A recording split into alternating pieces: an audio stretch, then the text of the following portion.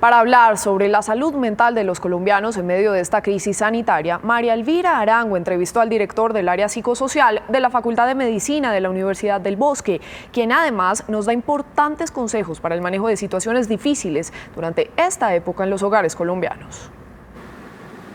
Muy buenas noches a todos. Es un placer saludar desde mi cuarentena a la del doctor Alfonso Rodríguez. Él es psiquiatra, es director del área psicosocial de la Facultad de Medicina del Bosque y hace parte también del Consejo Nacional de Salud Mental.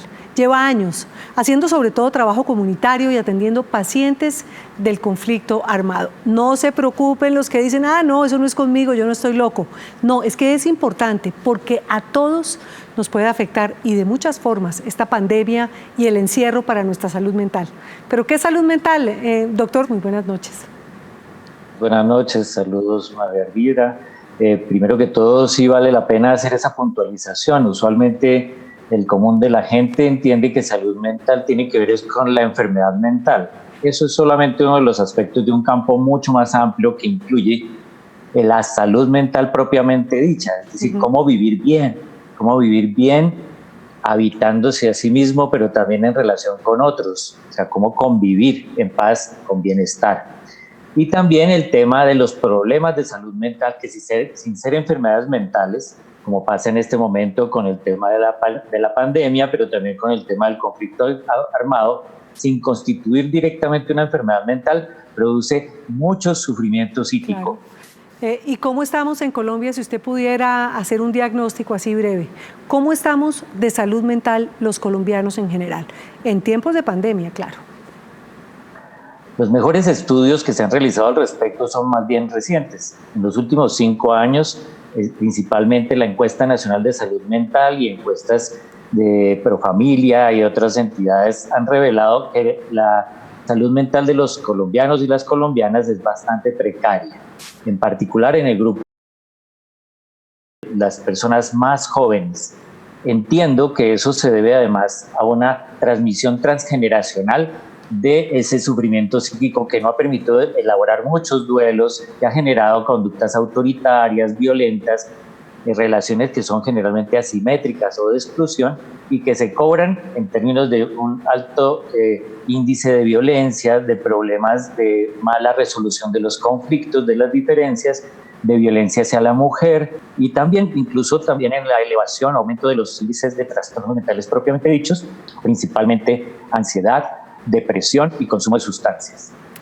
Es que, doctor, no sé usted, pero segura la gente que nos está viendo, la necesidad de ver las caras, no todo el mundo con tapabocas, eso da ansiedad, la angustia, las ganas de sentir un abrazo y no saludarse uno con el codo a la distancia, la incertidumbre de lo que nos espera en el futuro. Eso nos tiene que afectar a unos más que a otros la salud mental. ¿Cuáles son las alarmas? Doctor, diría usted, ¿y qué hacer si uno siente que la cosa ya se está saliendo de madre? Sin duda alguna, esto nos está pasando factura rápidamente. No hemos todavía superado algunos incrementos en las cifras de contagio, de muertes, y sin embargo, aún en el aislamiento, sin pasar a situaciones como las que ya está viviendo Europa, ya se revela un incremento en el riesgo suicida, en el consumo de alcohol, en las situaciones de desespero, de ansiedad que hay en los dos extremos del modo de ver, tanto de las personas que no quieren que se les regule su conducta, como aquellas personas que tienen bastante prevención de ser contagiados y piensan que inmediatamente por una posibilidad de contagio o de diagnóstico pudiera llevarles a la muerte. Entonces, esto implica además una dificultad en comprender suficientemente la información de la más adecuada que se pueda tener, la más basada en evidencia, para tener una adecuada percepción de riesgo. Entonces, eso por un lado. Por el otro lado, sí me parece preocupante que en la medida en que asumamos que por un largo tiempo nos va a tocar tener un cambio muy drástico en nuestras formas de relacionamiento, en una sociedad como la colombiana que tiende a ser colectivista, a tocarse mucho, a ser muy expresiva, estar con el tapabocas o estar limitado en el contacto con otros va a generar unas disregulaciones emocionales, es decir, unos altibajos que en sus casas ustedes pueden notar en la medida en que alguien empiece a subir su conducta de irritación, de prevención sobre la comunicación con otro, cuando se le ponen normas o límites, de depresión o expresión de tristeza desbordada, alteraciones en el sueño, alteraciones en el apetito, por decir solamente algunas de estas. En el caso de niños y niñas, esto es también una situación que debe llevarnos a prestar atención. Sí, como psiquiatra, doctor, dígame un consejo. La gente que no está pudiendo dormir, que está asustada de salir a la calle y enfermarse, o de salir y enfermar a otros, el miedo a la muerte, ¿no? Que es el tema que se ha puesto sobre el tapete, digamos, con más crudeza en esta pandemia. ¿Qué hacer, doctor? Dígame una cosa para hacer. Una cosa que a mí me parece que es bien importante. En esta situación de los últimos meses se nos constata algo que de pronto hacíamos negación de esto, y es que la vida misma es incierta, no solamente en el escenario de la pandemia, sino en general.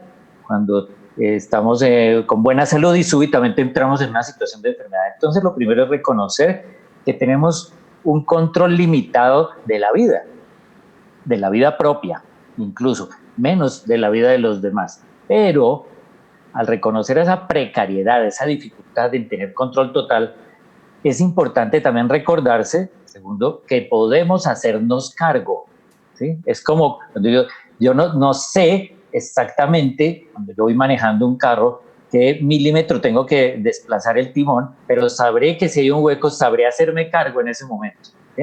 Entonces, esa sensación de que las decisiones se van tomando en el camino, ahora sí que son importantes, y recordarlo es muy importante para sentir que puedo asumir el control cuando toque, cuando las cosas se están presentando. Eso quiere decir vivir muy en el presente. Sí. Entre otros consejos, pero me pide uno, ahí va uno. Lo voy a despedir con la última pregunta.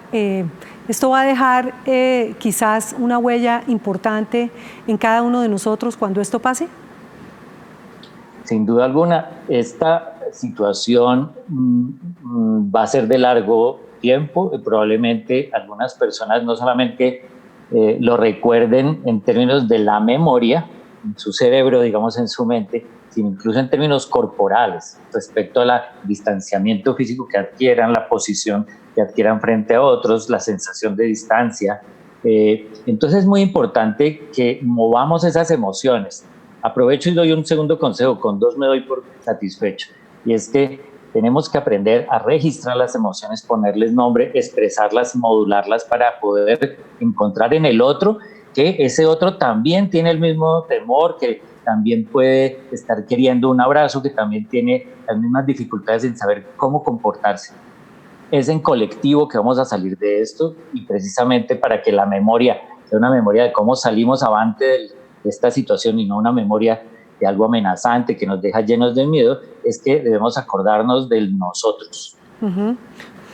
Al médico psiquiatra Alfonso Rodríguez, muchísimas gracias por habernos atendido. Estos consejos son muy útiles para la gente que está pasándola tan mal en su casa, que tiene algún problema mental. Si necesita ayuda, hay un número, 192. Ahí lo atienden las 24 horas del día, los 7 días de la semana.